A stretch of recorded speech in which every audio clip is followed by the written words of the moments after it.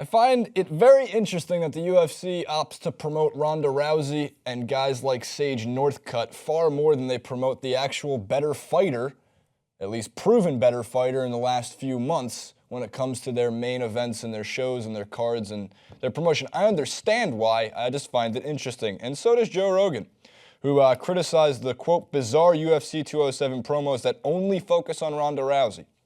So as he said, in his recent, I think it came from his podcast, she's back has been the constant theme on the UFC 207 promotional videos and posters, and interestingly enough, Joe Rogan doesn't seem to agree with their method. The UFC color commentator thinks that they should have featured the champion and Nunes more on these ads instead of just Rousey. Rogan watched UFC on Fox from his home and took to Twitter about the way UFC 207 was being promoted. Here are some of the tweets Joe Rogan was referring to. I find it extremely bizarre that all these UFC 207 promos focus very little about Amanda Nunes. And goes on to say, Ronda deserved every bit of hype she got, but Holly KO'd her, Misha choked out Holly, and Amanda smashed Misha. That should be respected.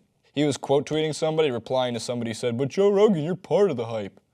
Yeah, I mean, he does work for the UFC, his podcast, but anybody who listens to Joe Rogan on any semi-regular basis knows that Joe Rogan goes pretty in-depth into the fighters that you've never heard of. And when he discusses them in pretty damn good detail.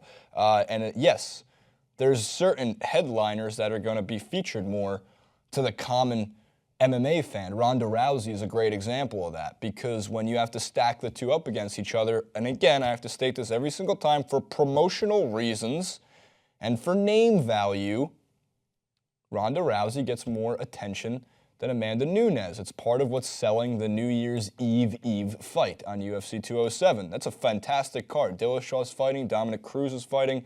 Very excited for both of them. I think it's Fabricio Werdum is fighting as well. So they have a great card in order, but Ronda Rousey's your big ticket seller for that. And that makes sense, but it's true. Every promo is all about Rousey and none about Nunes.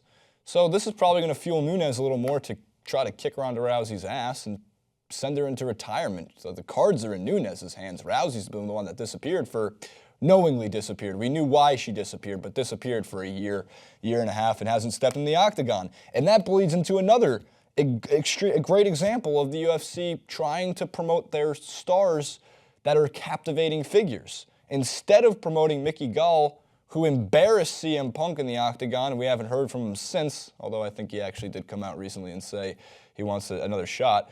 Sage Northcutt got beat bad by Mickey Gall on the UFC Fight Night card, the same night that Paige Van Zant got beat.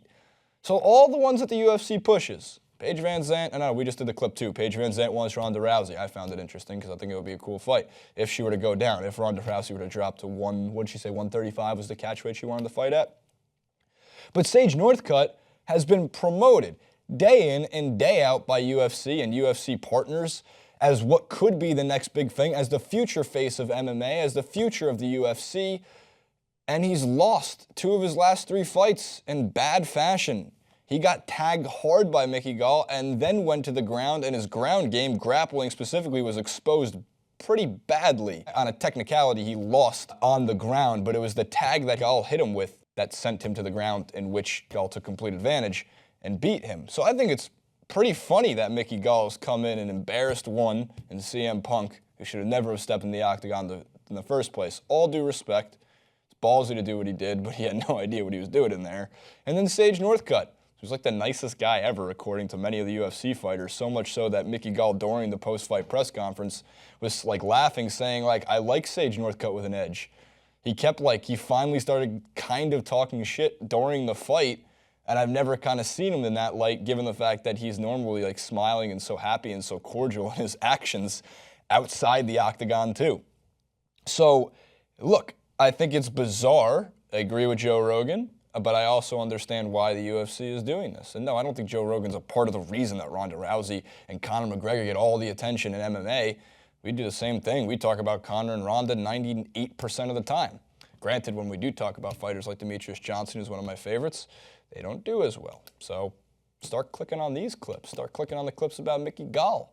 Start clicking on the clips about Amanda Nunes and Misha and the UFC fighters and TJ Dillashaw and Dominic Cruz. And I finally got around to watching the Cub Swanson fight, by the way, and it was friggin' unbelievable. Still going Lawler Condit. Have to for Fight of the Year. At a very random note. Is that all we have? Oh, Sage Northcutt said he's going back to his weight class. Sorry, everybody, I didn't perform as I would have liked. I'll be going back down to my real weight class, 155 pounds. Thanks for all the support and to all the people that came out to watch. It's like the only good shot that they got of Sage. He got beat bad, man. Oh, man. But he seems like a good guy. He's ripping apples. Anybody see the viral video? He's like, I want to see people rip apples.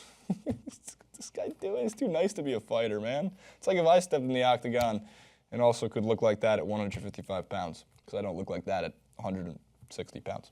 All right, that's it. Comment below, like, favorite, and subscribe to the channel. It goes a long way. Ding the bell. Supposedly that's what lets you know when you get alerted for TYT Sports notifications. And we're closing in on Christmas Eve, Christmas Day, New Year's Eve, New Year's Day. So you're going to see a lot of back pocket style clips coming around the corner, which will be fun. Some clips from home. Francis is in Scotland. He'll be back. I don't know. If they let him back in the country, he'll be back around January. Forever I want it and I ain't giving it up.